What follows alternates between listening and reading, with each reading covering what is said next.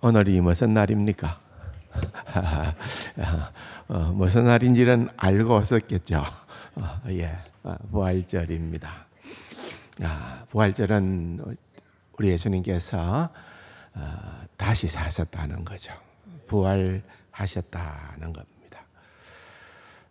결국 우리가 믿음을, 신앙을 가진다는 것은 결국은 부활하신 예수님을 믿는다는 거죠.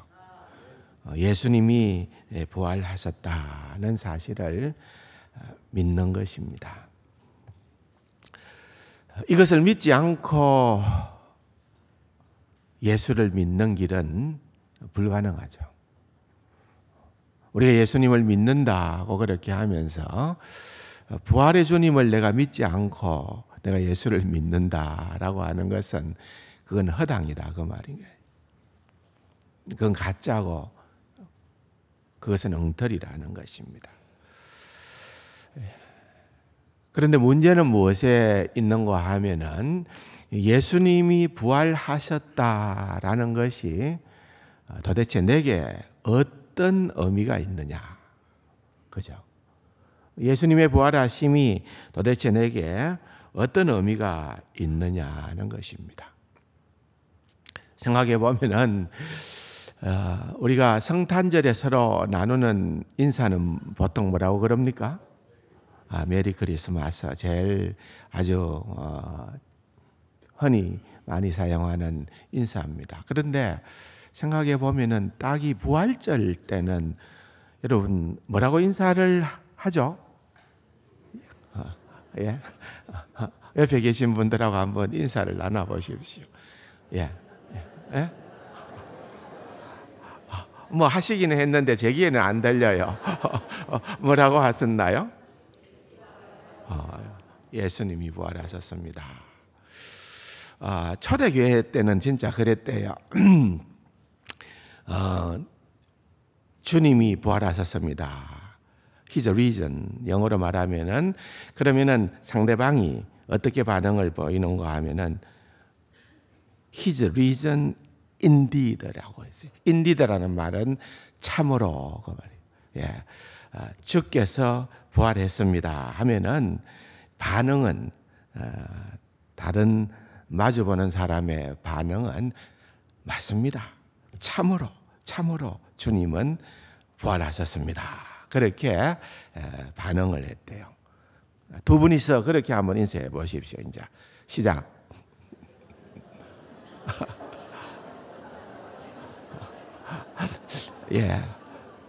역할을 바꾸어서 시작.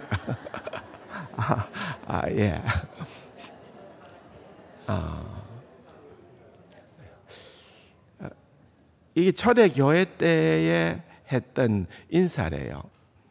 그런데 우리는 보통 뭐 해피 이스터리라는 말은 부활절이라는 말이니까 서양 사람들은 주로 이제 해피 이스터 그렇게 이제 인사를 하기는 합니다만은 우리는 우리 말로는 딱히 그렇게 부활절에 대한 인사가 이렇게 정해진 거는 없는데 초대교회사를 보면은 그렇게 인사를 나누었다 그 말입니다.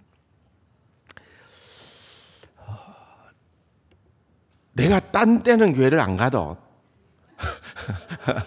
1년에 한 2번 정도 교회 가면은 언제 맞추어 가겠다? 크리스마스 때 하고 여러분 어떻게 그리 잘 아세요?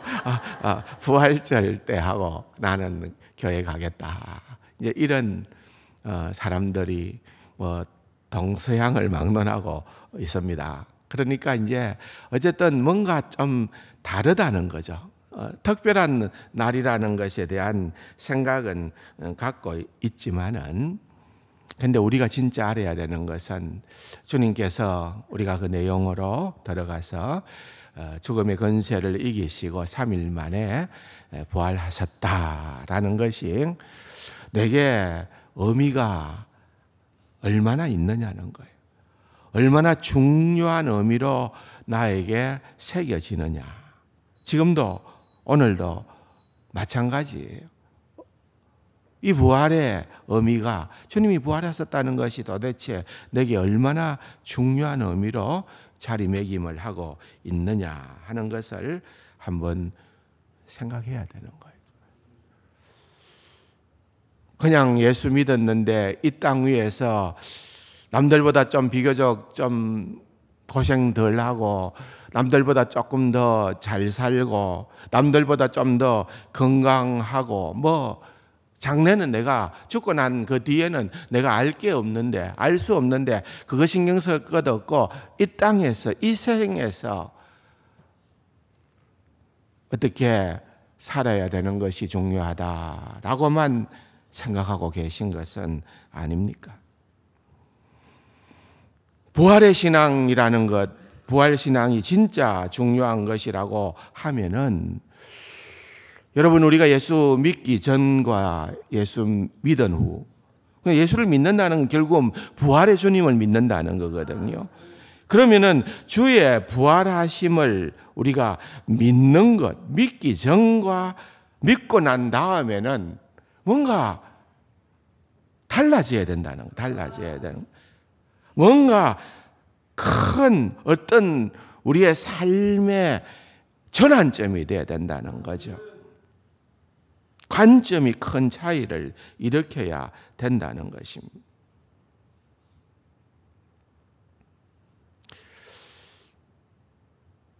그럼에도 불구하고 안타깝게도 오늘 주님께서 주시는 이 중요한 메시지가 너무나도 좀 많이 변질되고 왜곡되고 희석되어 가서 결국은 지금은 이제 우리의 입맛에 맞추어서 선포되고 가르쳐지고 있기 때문에 복음의 핵심은 어디로 사라져버리고, 예수 믿고 부자 되고, 예수 믿고 건강하고, 예수 믿고 이 세상에서 좀 뭔가 의미 있는 괜찮은 그러한 삶을 살아간다는 것이 너무나도 당연하게 여겨지는 그러한 때를 우리가 살아간다는 거죠. 그런 얘기를 들어도 전혀 이상한 바가 없다는 겁니다.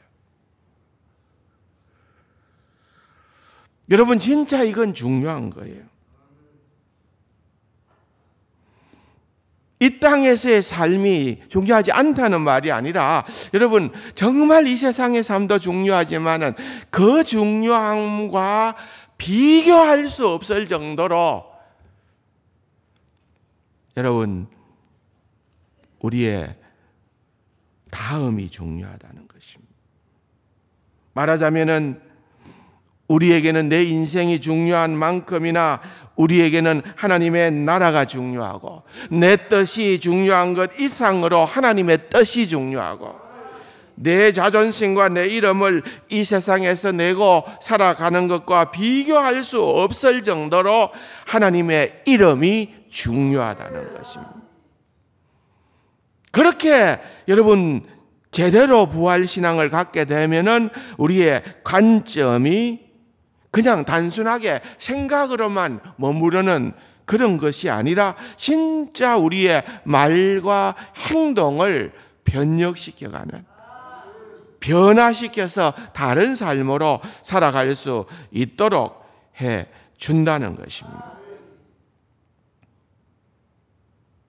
오늘 19절까지 읽었습니다만은 20절에 보면은 뭐라고 얘기하고 있는가 하면은, 그리스도 예수께서 죽은 자 가운데서 다시 살아나사 잠자는 자들의 첫 열매가 되셨도다. 결국은 우리의 부활의 보정이라는 거죠. 그런데 이걸 우리가 믿는다고 하면은, 여러분, 우리가 늘 기억하고 생각해야 되는 것은 지금이 전부가 아니다.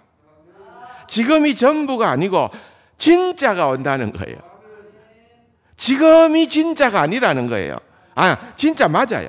지금도 진짜지만은 정말 진짜는 아직 안 왔다 이 말이에요. 이건 정말 비교할 수가 없다는 것이 바로 복음의 핵심적인 내용이고 부활의 신앙인 것입니다. 그래서 이번 주와 다음 주 정도 걸쳐서 이번 주는 제가 말씀드리려고 하는 것은 부활이 없다면 이라는 가정 가운데에 정리를 하고, 하이라이트는 역시 다음 주가 되겠죠.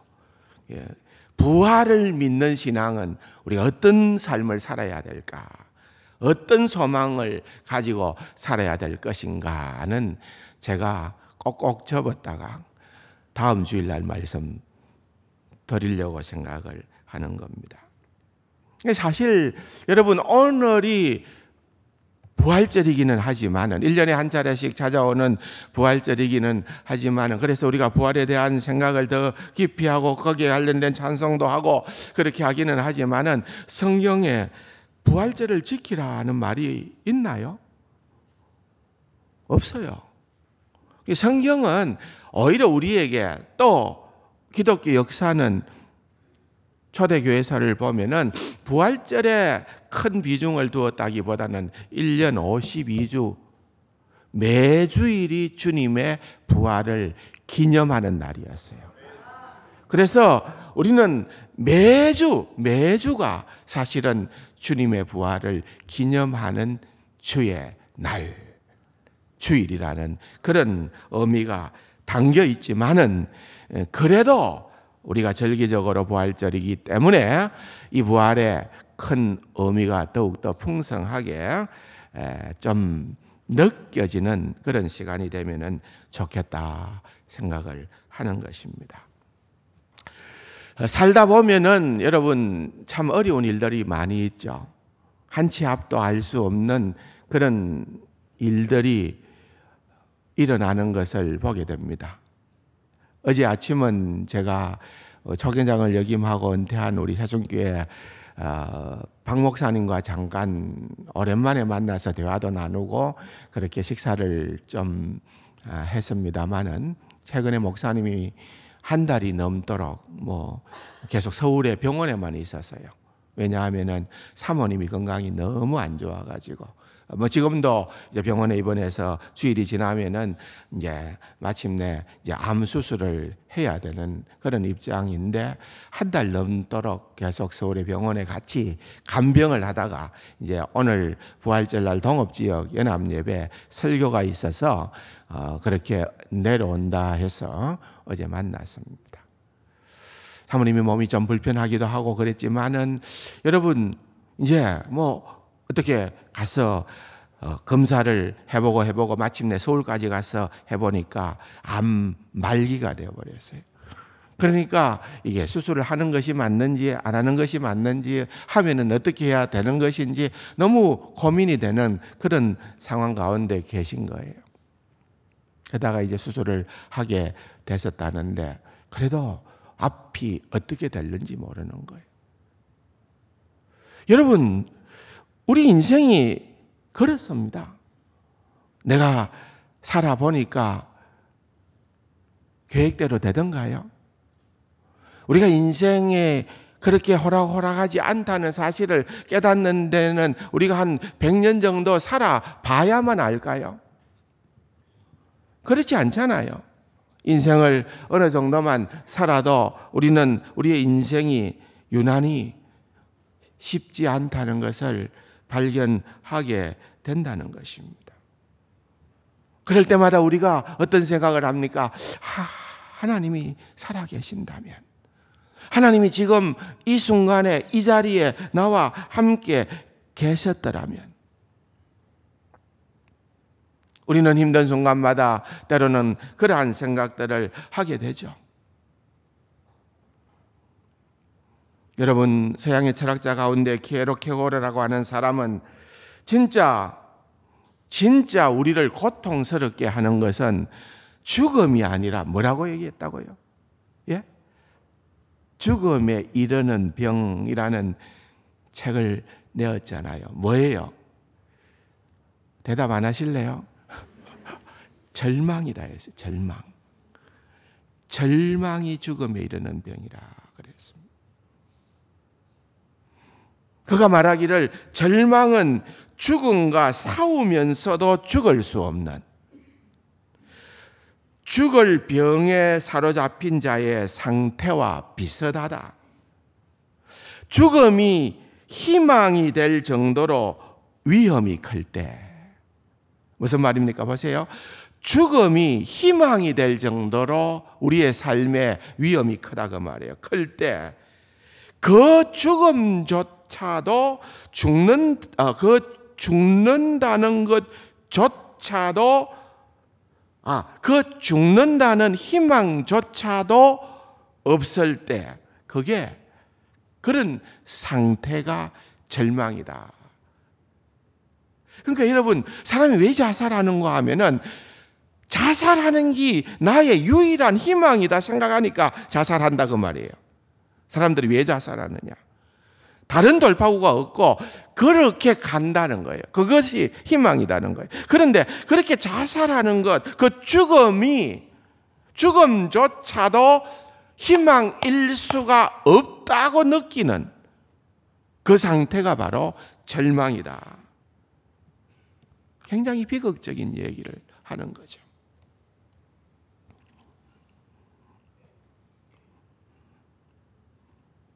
절망이 두려워서 절망을 견딜 수 없어서 죽음을 선택한다는 거예요.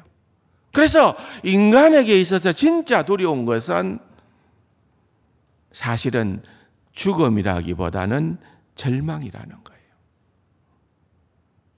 그래서 그가 절망은 죽음에 이르는 병이다. 절망은 죽음에 이르는 병이다. 그리고 이 병에 걸리는 건 인간뿐이다. 그랬어요. 인간이기 때문에 절망할 수 있다. 세월이 많이 흘렀습니다. 지금은 많은 분야에서 연구들이 활발히 이루어졌습니다. 동물 심리학, 동물 행동학, 그래가지고 여러분 개박사들 있죠, 개박사들. 저는 잘 안 봅니다만은 보면은 개의 심리 상태가 어떻다 못하 잘 알아요. 우리 밍밍이가 우울증에 걸렸어요. 참고로 우리 밍밍이는 우리 집 개 이름입니다. 근데 예를 들어서 개가 우울증에 걸렸다. 개가 스트레스 받는다. 개가 탈모 현상이 일어난다. 연구해 보니까 그렇다는 거예요. 심지어는 어떤 연구까지 주장을 하는가 하면은 개가 자살도 한다. 여러분, 가능한 말입니까? 이게 뭔가 하면은요, 결국은 다윈의 진화론으로 말미암아 동물과 우리 인간의 어떤 경계선이 희미해지게 되어지니까 인간이나 동물이나 그게 그거다는 거예요. 기독교에서 말하는 우리 인간은 하나님의 형상으로 지음받은 독특한 존재라는 것을 무시해버리니까 동물이나 인간이나 그게 그거이기 때문에 우리가 당하는 그런 것들 동물이 다 당한다는 거예요. 경험한다는 그런 얘기를 하는 겁니다. 게로케고르는 그런 연구가 일어나기 전에 19세기의 사람이었기 때문에 동물 심리학이나 동물 행동학을 공부하지 못했기 때문에 이렇게 얘기하는 거다. 사람만이 절망한다. 그게 말이 되느냐? 그렇게 주장을 할 수 있을까요? 그렇지 않습니다. 게로케고르는 사실 이 이야기를 하면서 속내가 무엇이었는가 하면은 죽음에 이르는 병이 절망이라고 얘기했을 때에 그 절망이 진짜 죽음에 이르는 병이라는 것을 말하고 싶어서가 아니라 역설적으로 절망은 구원에 이르는 병이다. 이 이야기를 하고 싶었던 거예요. 여러분, 우리 인간은 정말 상상 초월할 정도로 다양한 상황 가운데에서 절망을 경험을 합니다. 저의 삶도 그렇고 여러분들의 삶도 마찬가지입니다. 사랑하는 사람의 죽음, 사랑하는 사람과의 이별, 경제적인 실패, 오랜 공경, 명예실추, 수치스러운 공개적인 그런 어떤 상처들, 치유되지 않는 질병, 건강의 문제, 이런 다양한 일들이 일어날 때마다 우리는 절망을 경험하게 되는 것입니다. 절망을 알지 못하는 사람은 아무도 없습니다. 이런 사람에게, 이런 우리에게 여러분, 기독교 신앙은 무엇입니까? 부활 신앙은 무엇이냐 이 말입니다. 그냥 절망이나 실망이 우리의 인생에 한두 번 일어나고 끝이 나는 것이 아니라 매일매일 이런 실망을 경험하고 더 이상 이러한 부분들을 벗어날 수 없는 그런 내가 어두움의 터널 속에 갇히게 되어졌다. 빛이 보이지 않는 그런 상황 가운데에서 살아간다고 느낄 때가 얼마나 많이 있습니까? 그럴 때에 여러분, 신앙은 어떤 역할을 하느냐는 거예요. 그럴 때 기독교 신앙은 어떠한 일을 하느냐는 거예요. 이 질문에 우리가 답하기 위하여 이런 가정을 한번 해보십시다. 만약에 우리가 믿는 하나님이 생명의 하나님이 아니고 우리 주 예수 그리스도의 부활은 일어나지 않았고 우리가 우리의 마지막에도 부활에 대한 소망이 없고 만일 우리가 믿는 기독교 신앙 안에도 부활의 소망이 없다라고 하면은 여러분, 기독교 신앙을 가진 우리의 삶은 지금의 우리와 얼마나 다를까요?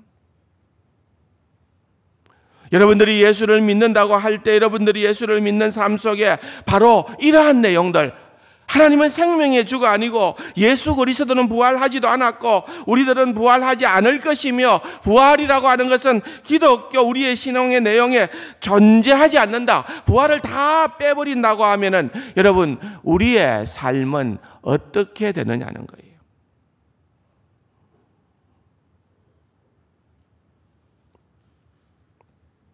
그런데 우리가 신앙을 가지게 될 때에 우리가 확고한 것은 무엇인가 하면은 우리가 믿는 하나님에 대한 신앙은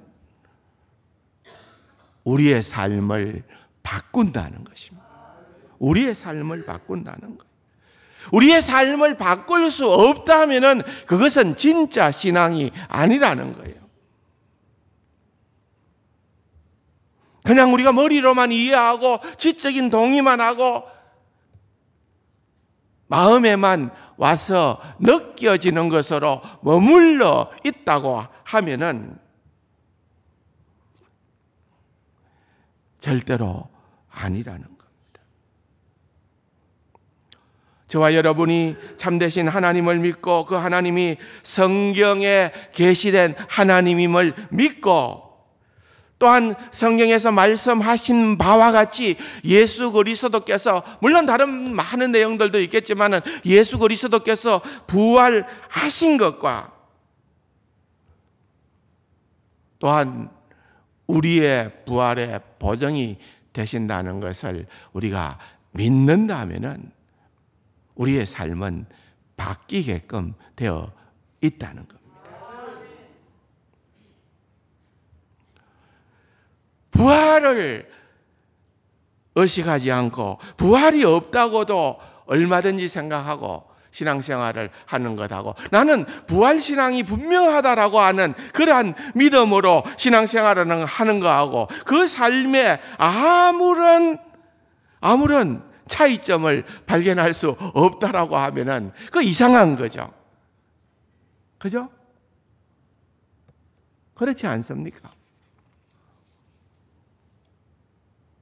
우리가 부활을 믿는다라고 하는 것은 이렇게 분명한 차별성이 있다는 것입니다. 그래서 오늘 본문에 보면은 고린도전서 15장에 바울이 부활을 믿지 않는 사람들을 보게 된 거예요. 당대에도 나는 예수 믿어. 예수 안 믿는 사람은 얘기하는 거 아니에요. 교회 안에 얘기하는 거예요. 나는 예수를 믿어. 그런데 난 부활은 못 믿어. 시대가 어떤 시대인데? 시대가 21세기도 아니에요. 1세기예요. 1세기에도 그런 생각을 사람들이 가졌다는 거예요. 그래서 바울이 분명하게 얘기하는 겁니다. 만일 부활이 없다면, 그런 전제를 가지고서 얘기를 합니다. 오늘의 주제예요.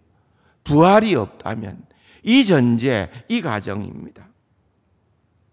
여러분, 부활이 없다면은 절망이 우리의 삶의 정당성을 충분히 가질 겁니다. 부활이 없다면은 너무너무 정당한 거죠. 부활이 없다면 여러분, 우리는 망한 인생입니다. 어떤 인생이라고요? 망한 인생이라니까요.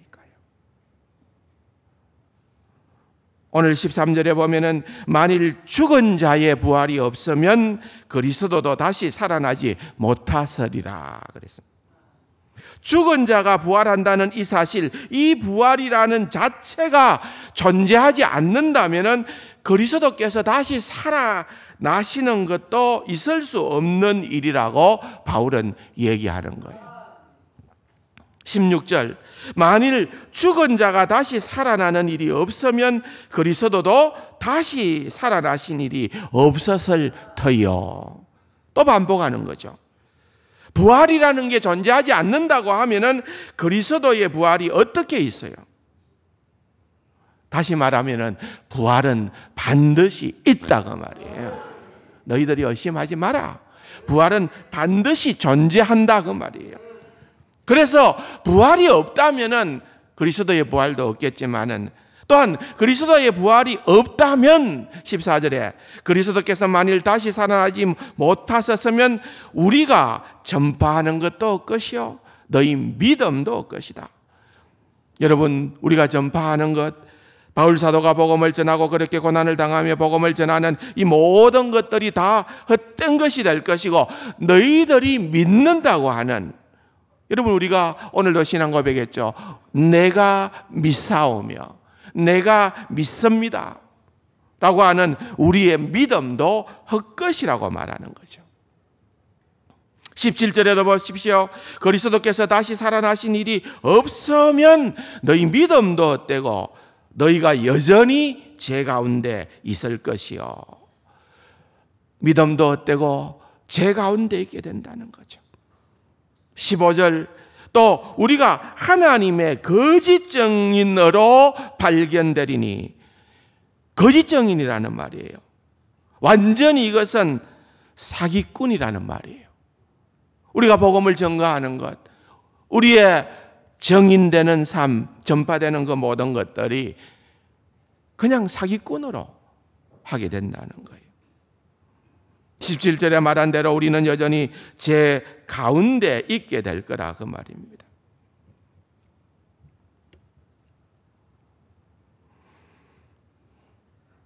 또 예수님을 믿는 믿음 안에서 소망을 가지고 예수님을 믿으면서 내가 부활할 것이고 내가 죽음과 함께 내 영혼이 그리스도의 품에 안길 것이라고 믿고 죽은 모든 사람들, 주 안에서 죽은 모든 사람들이죠. 그 사람들은 부활이 없다면은 세상에서 최고로 불쌍하고 망한 인생들이 되는 거죠. 끝까지 속은 사람들이 된다 이 말이에요. 철저히 속은 사람들이 된다는 거예요. 그래서 바울은 이제 논리를 전개합니다. 믿는다고 하는 우리가, 부활을 믿는다고 하는 우리가 만약에 이 세상에 우리의 모든 소망을 다 두고 살아간다면은 19절에 만일 그리스도 안에서 우리가 바라는 것이 다만 이 세상의 삶뿐이면 모든 사람 가운데 우리가 더욱 불쌍한 자이리라. 여러분, 예수를 믿고 살아가면서 이 세상에 목을 메고 산다, 그 말이에요. 그러면 세상에서 우리처럼 불쌍하고 우리처럼 이율배반적이고 우리처럼 모순적이고 우리처럼 이상한 사람이 없을 것이다, 그 말이에요. 한마디로 말하면은 부활이 없다면은 차장동님, 제가 기억하기에는 제가 어릴 때부터 지금까지 늘 교회에서 샀었어요. 부활이 없다면은 차장로님 꽝입니다. 그죠? 부활이 있기 때문에 우리는 진짜 배기를 소망하는 거예요. 진짜 배기를. 그렇다는 거예요. 여러분, 부활이 없다면 결국은 절망이 우리의 삶 속에 정당성을 얻게 되고 그 자리를 차지하게 되고, 그렇게 된다면 어떻게 우리가 살아갈 수 있을까요? 숨이 탁탁 막힐 텐데. 여러분, 살아보니까 세상이 그렇게 즐겁던가요? 신바람이 나던가요? 야, 세상 살맛나다, 살맛나네, 막 이러면은 너무 좋다, 이보다 더 좋을 수 없다. 물론 살다 보면은 그런 날도 있을 수가 있습니다. 그런데 그런 기쁜 날보다 절망할 일들이 더 많지 않던가요? 예? 저만 그런가요? 사실 그런 게 인생이라 이거예요. 인생이라는 거예요. 부활이 없다면은 우리는 이 세상에 목을 매는 게 맞아요. 까르페 디엠이라는 말이 있습니다. 라틴 말로. 까르페라는 말은 잡아라, 잡아라는, 디엠이라는 말은 데이, 나를, 오늘, 이 순간을 잡아라, 그 말이에요. 이 까르페 디엠이라는 말은 그냥 지금을 어떻게 해라? 즐겨라는 거예요. 이 순간을 놓치면 안 되니까 지금을 즐기라. 제가 어릴 때 제일 많이 들었던 노래는 뭔가 하면은 뭐예요? 저는 그랬어요. 노세 노세 젊어서 노세. 늙어지면은 못 노나니. 아, 진짜 많이 들었던 것 같아요. 예?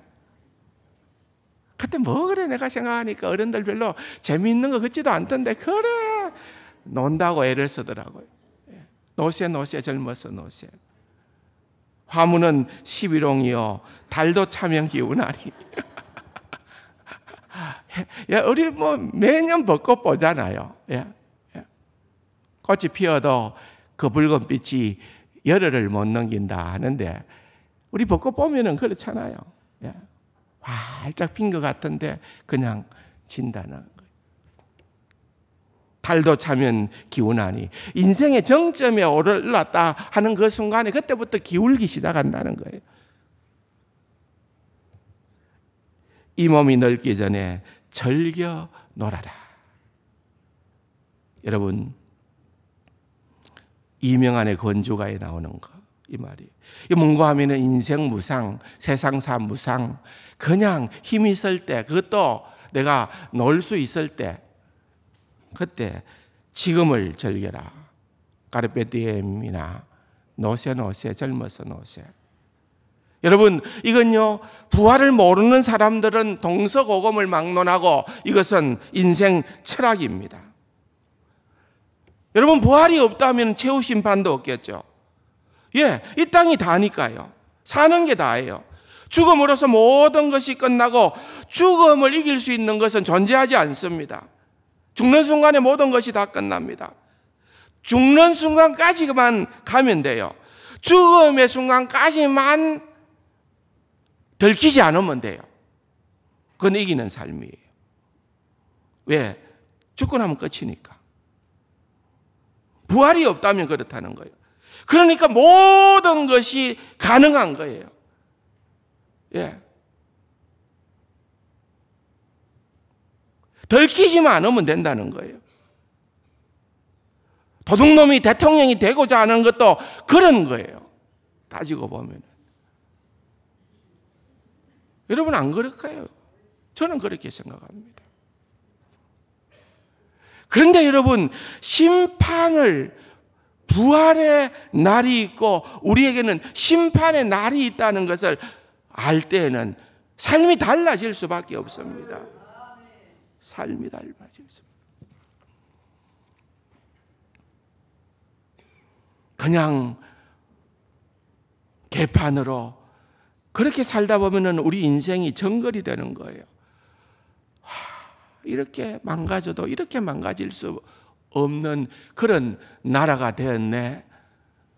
여러분, 부활에 대한 그러한 어떤 의식도 없을 때에 얼마든지 가능한 일이죠. 들키지만 않으면 되는데요.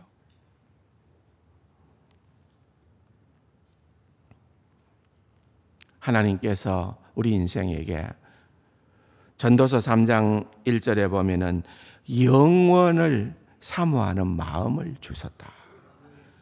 하나님이 모든 것을 지으시고 때를 따라 아름답게 하셨고 또 사람들에게는 영원을 사모하는 마음을 주셨느니라. 그러나 사람이 하시는 일의 시종을 사람으로 청량할 수 없게 하셨도다. 여러분, 믿든 믿지 않든 간에 이 마음이 심겨져 있으니까 그나마 조금 나은 거예요. 그 세상 종교가 그래서 내세를 다 이야기를 하는 거예요. 뭔가가 좀 찜찜하니까, 뭔가가 조금 불안하니까, 그래도 내가 어느 정도는 좀 윤리적으로 한번 조금 착하게 그렇게 한번 살아보려고 해야겠다. 그런 생각들을 하게 된다는 것입니다. 그러나 그거는요, 극히 작은 부분이에요. 부활이 없다면은 여러분, 이 뚝이 무너져 버리고 마는 거예요. 부활이 없다면 망한 인생, 망한 세상을 사는 겁니다. 그냥 이 세상에 내가 숨이 붙어 있는 한 즐기자. 여러분, 어떻게 우리가 이런 삶을 살아가나요? 우린 정말 이런 삶을 살아갈 수 없는 하나님의 백성입니다. 우리는 진짜 부활신앙을 가졌다고 하면은 우리는 다른 삶을 살게 되어져야 된다. 그 삶이 얼마나 의미한 삶인가, 가치 있는 삶인가, 멋있는 삶인가.